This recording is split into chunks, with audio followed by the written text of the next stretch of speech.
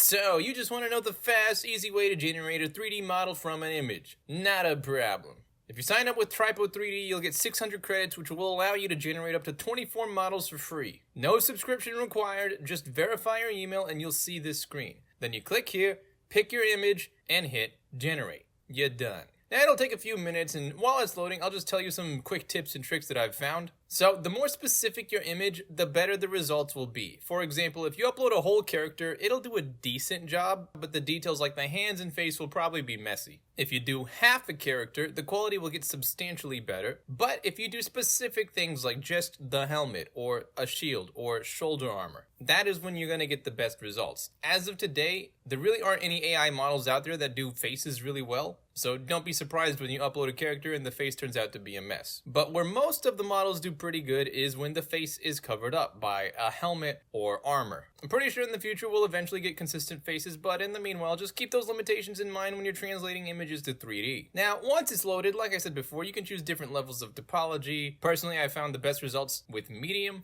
and if you import it from here, you'll usually get a triangulated object, which you can easily fix by going to edit mode, selecting all, and pressing Alt-J. However, the Tripo devs told me there's a cool trick to get around this, which is if you set the mode to 3D Max and then download it, it will come out with quad topology by default. So that's how that works. Hope that it was helpful, and as always, hope you have a fantastic day, and I'll see you around.